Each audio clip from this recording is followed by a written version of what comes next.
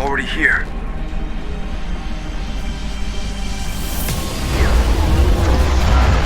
Open fire. You were a part of us once. You will be again.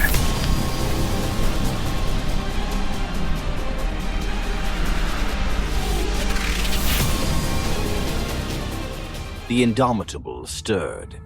Not gradually, not with the slow, deliberate hum of systems coming back online, but with a jolt, as though something deep inside the ship had been forced awake. Admiral Jonas Voss lurched forward in his cryo chamber, his lungs burning as he took his first breath in centuries. He gagged on the stale, metallic air, the chemical taste of preservation fluids still coating his throat. The chamber's hatch hissed open. Voss tumbled out, catching himself against the freezing bulkhead, his limbs sluggish and unresponsive. The ship's emergency lights pulsed in sickly red glows along the corridor. "Status report," he rasped, his voice hoarse from disuse. No answer. The command deck was silent save for the low thrum of the ship's engines, running, but barely. The Indomitable should have been filled with movement by now, but instead, the bridge was eerily still. Shadows stretched unnaturally long across the consoles, flickering in the dim emergency lights. He was supposed to wake up to a crew, to order, to purpose. Instead, he had awoken alone. The cryo-sleep chamber doors were opened down the corridor, revealing other pods. Some empty, their occupants gone. Others malfunctioned, their transparent lids fogged over from the inside. Voss forced his trembling legs to move, staggering toward the nearest one. Inside, Captain Mendez lay still, her face twisted in a rictus of agony. The glass was streaked with something dark. Blood. A distorted voice crackled through the ship's comms, breaking the silence. Meral. Voss. Reading. He slammed his hand on the console. Who the hell is this? Static. Then another voice, this one raw with panic. This is Lieutenant Carter. We have a problem. Sir, the fleet. It's awake, but something is wrong. Voss pushed himself toward the main viewport, forcing his vision to focus. Through the swirling mist of the nebula, the rest of the fleet loomed, a graveyard reborn. Hundreds of warships, their hulls ancient and battle-scarred, were drifting back to life. Their engines sputtered, flickering, but they were moving. Yet something about the scene clawed at the edges of his mind. There were no signals, no fleet-wide communications, no tactical uplinks, just the sight of warships that should have been dead, stirring in the dark like colossal Leviathans roused from slumber. A notification pinged on his console, drawing his gaze. Fleet status report. Critical time elapsed. 278 years, 4 months, 12 days, personnel missing, 38%. Unresponsive crew, 21%. Structural anomalies detected, 17%. Voss's fingers tightened around the edges of the console. 278 years. The war had ended long ago. The enemy should be gone. The galaxy changed beyond recognition. Lieutenant Carter, report. What the hell is happening? The answer did not come from Carter. Instead, a deep, shuddering groan reverberated through the hull, not mechanical, but organic. It came from outside the ship. Voss turned back to the viewport, his breath caught in his throat. Beyond the drifting warships, something was moving, something massive. It had not been there moments ago. Or had it? Had it been waiting in the dark all along? The nebula swirled unnaturally around its form, shrouding it in shifting clouds of violet and crimson. The fleet's awakening had not gone unnoticed. The creature did not lunge or attack. Instead, it watched. Then the first scream came. Not over the comms, not from the bridge, from the walls of the ship itself. The walls of the Indomitable trembled. It wasn't from weapons fire, nor from the groan of overworked machinery. It was something else, a deep, visceral shudder, like a thing that had just taken a breath for the first time in centuries. Admiral Jonas Voss pressed his hand against the console, forcing himself to focus despite the alarms flashing across his vision. The fleet was awake, but something wasn't right. The crew had started to notice it too. The strange delays in system responses, the distorted comms, the sense that they weren't alone on their own ships. And now the walls were screaming. Lieutenant Rain Carter's voice crackled through the bridge speakers, tight with panic. "Admiral, you need to see this. Hangar deck, now!" Voss wasted no time. He stormed through the dimly lit corridors, the flickering emergency lights casting jagged, moving shadows. The deeper he went into the ship, the stronger the feeling became. Something was watching him.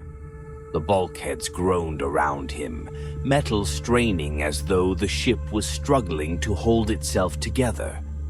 By the time he reached the hangar, a small crowd of crew members had already gathered. Their eyes were locked onto something at the far end of the bay. Voss followed their gazes and stopped cold. A body lay sprawled on the deck, or at least it had been a body once. The uniform was still intact, still marked with the insignia of a fleet engineer. But the flesh underneath was wrong. The limbs were too long. The joints bent in the wrong directions. The skin, where it remained intact, was stretched taut, pulled over unnatural bulges as though something else was inside, shifting beneath the surface. The man's face was the worst part. His mouth was open, frozen in a silent scream, but his eyes were gone. Not missing, but receded inward, buried deep within the flesh as though he had been trying to swallow himself whole. One of the younger crew members stumbled back, gagging. Another pressed a gloved hand to their mouth. Voss exhaled sharply. "Who found him?" "I did, sir." Carter stepped forward, her expression pale but steady. "We lost contact with his repair team an hour ago. I came down to investigate. This is what I found." Voss crouched beside the body, careful not to touch it. The flesh shifted as though sensing his presence. A slow, wet sound filled the air, like meat peeling away from metal. Then the body moved. Not a twitch, not a post-mortem spasm. The chest rose and fell, ribs expanding outward too far, as if something inside was trying to break free. Then the whisper came, not from the mouth, from inside. "Help me." The voice was barely audible, wet and choked, as if spoken through blood and gritted teeth. Someone cursed. A crew member backed away too fast, slipping on the slick metal floor. Voss didn't move. He simply stared at the thing on the ground. It wasn't dead, not fully. He turned to Carter. "Quarantine the hangar. Nobody enters or leaves." "Sir, do it." She hesitated only a second before barking orders. The security team snapped into action, sealing the bay doors with thick emergency blast shields. The others stepped back, weapons drawn, not that they knew what they were about to fight. Voss tapped his comm. "Dr. Reyes, get down here. Now."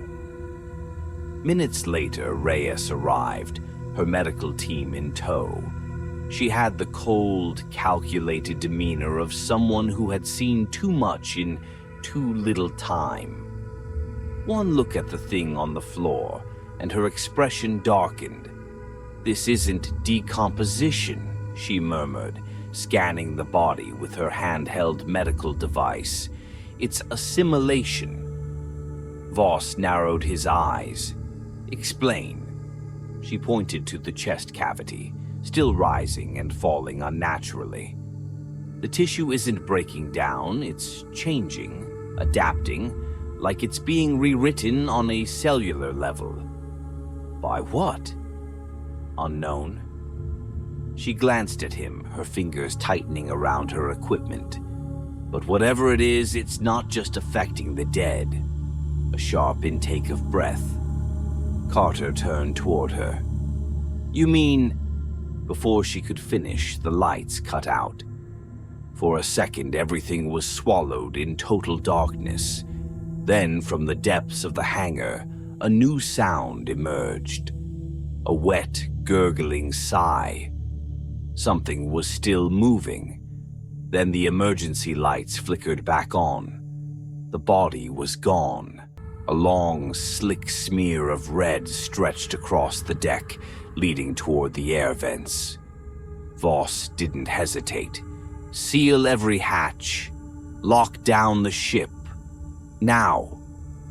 A flurry of panicked voices erupted through the comms as commands were relayed, but deep in the ship, past the sealed bulkheads and darkened corridors, the sound of something shifting echoed through the walls. The Indomitable had awakened, but they were not alone inside it. Admiral Jonas Voss stood on the Indomitable's bridge, his knuckles white against the console. The fleet drifted outside, dark Leviathans against the void. Hundreds of warships, their hulls scarred by time and war, loomed like the skeletons of giants. But something was wrong.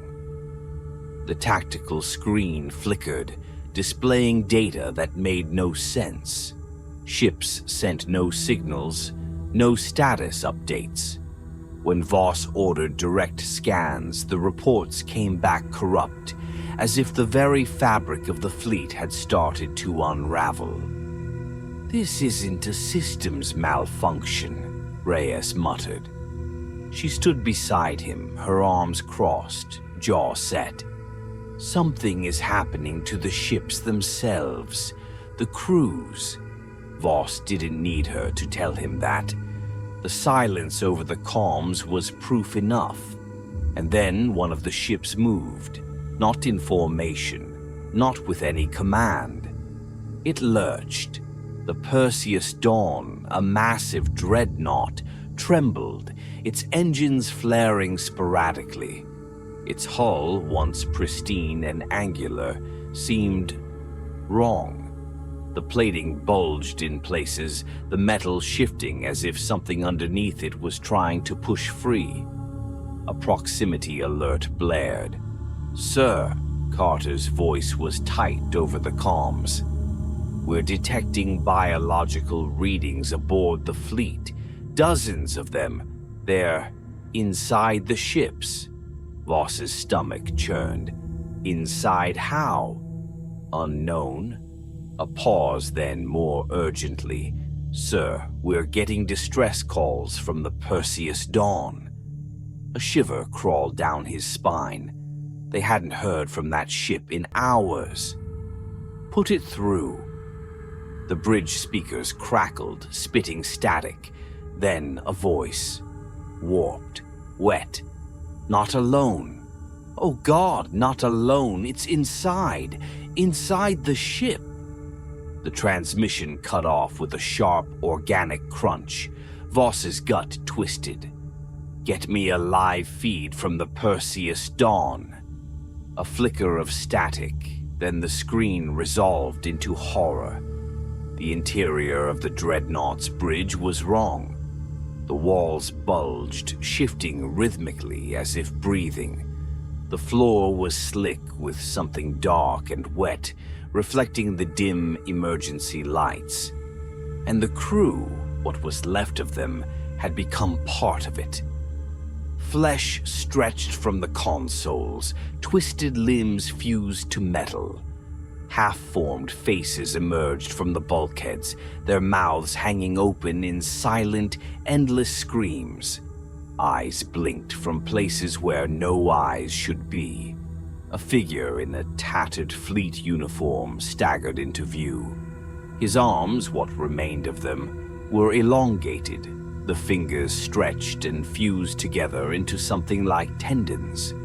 His mouth moved, but the sounds he made weren't words. They were pleas, layered and wet, echoing as if spoken by a dozen voices at once. Then the ship itself turned to look at them. Not the man. The ship. The camera feed twisted, the perspective warping as if the vessel had become aware of being watched. Then the screen went dark. Silence hung heavy over the bridge. "Jesus," Carter whispered. Reyes exhaled sharply.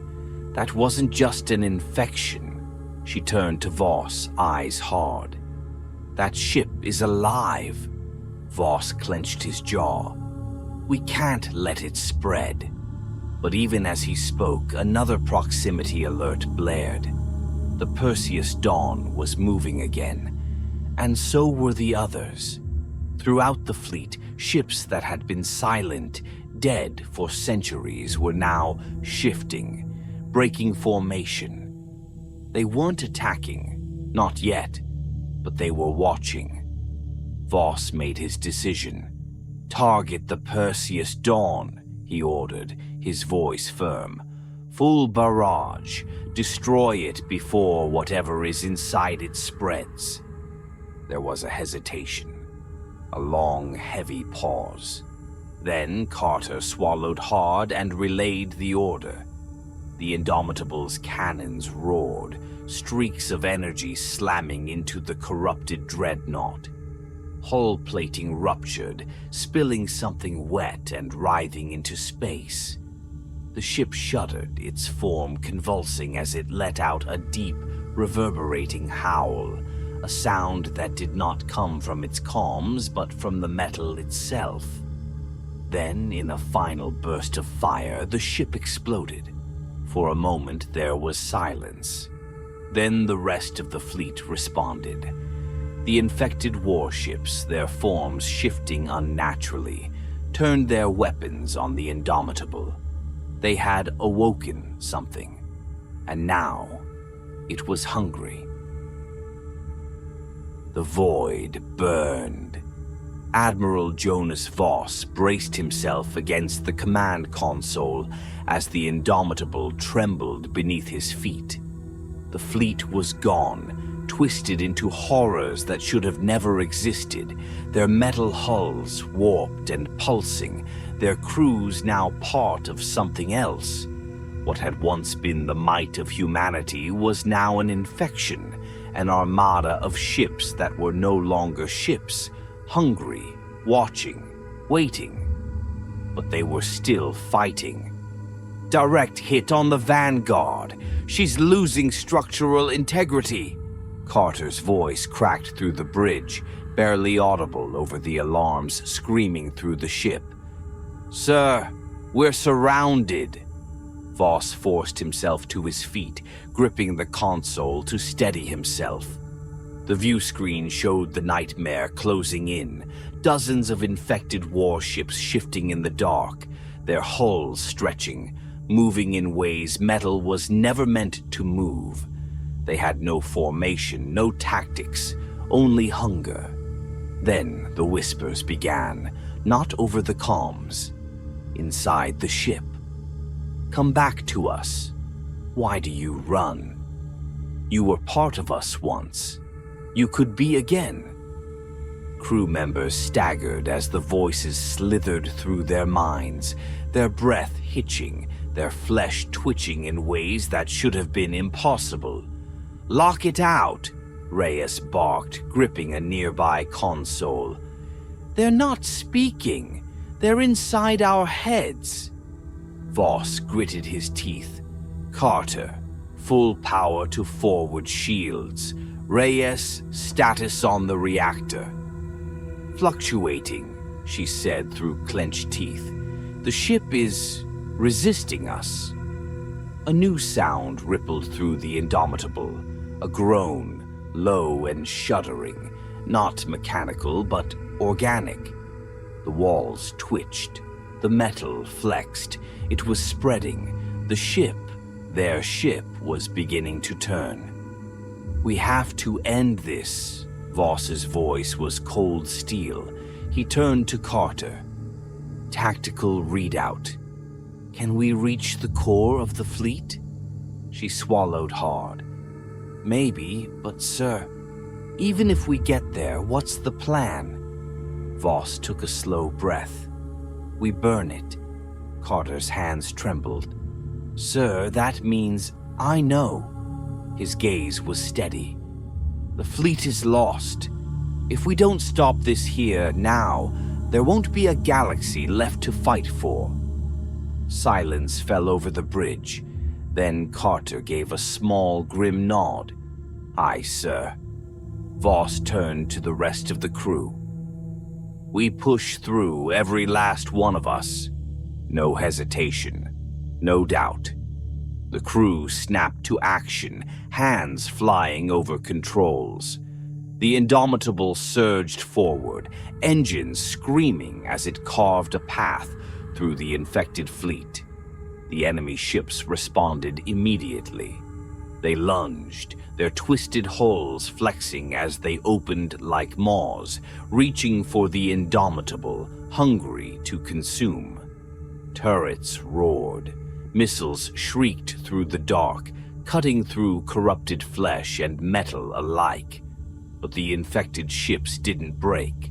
They simply absorbed the damage, reknitting themselves with flesh that had once been human. Voss barely heard the shouting, the alarms, the static-laced screams over the comms. His mind was fixed on one thing, the core of the infection. At the heart of the battlefield, something waited. A ship, or what had once been a ship. The Eclipse, a massive dreadnought, a relic from the ancient war, now twisted beyond recognition. It pulsed, a dark, breathing mass of flesh and steel, its hull shifting in ways that made Voss's stomach churn. He could feel it, watching, calling. "You were part of us once." The whispers came again, crawling into his skull like fingers pressing against his brain. 1,000 voices layered over one another, all pleading. "You could be again." Voss exhaled, cold and steady. "Not today." The Indomitable plunged forward, straight into the heart of the nightmare. The Eclipse moved, not with thrusters, not with engines, but like a living thing, shuddering toward them with slow, terrible inevitability. It was waiting. It was ready. And then it opened. A gaping wound tore through its hull, revealing the truth inside. The missing, the lost, the taken, thousands of them. Faces frozen in agony, their bodies stretched, fused, reshaped into the grotesque walls of the thing that had once been human. The crew recoiled. Carter swore under her breath. Reyes closed her eyes just for a second. Voss didn't flinch. "Fire everything we have. Aim for its core." The Indomitable unleashed hell. Cannons roared. Missiles streaked through the dark, striking the beating heart of the Eclipse. For the first time, the thing let out a sound like a scream, a deep, earth-shaking wail that tore through the comms without signal, without sound, without mercy. It felt the fire, it felt the pain, but it wasn't enough. The core still pulsed, the flesh still moved. Voss's fingers curled into a fist, one way left. He turned to Reyes. "Overload the reactor." Her eyes snapped to him. "Jonas!" "That's an order." For a moment, the weight of everything settled between them. Reyes's jaw tightened. Then she nodded, turning back to the console. 30 seconds to detonation. The whispers screamed inside their minds, pleading, begging, "Stay with us. Don't leave. Please." The Indomitable drove forward into the maw. Voss exhaled, closing his eyes one last time. Then the world became fire. When the smoke cleared, the battlefield was silent. The infected fleet was gone, consumed in the final blinding detonation. The Indomitable was lost, but some had survived. Rain Carter stood aboard the last remaining human warship, staring out into the void. There was nothing left of the corruption. The eclipse was gone. They had won. But deep in the wreckage, where flames had failed to reach, something twitched. A single fragment of flesh, still pulsing, still waiting. It would wait forever.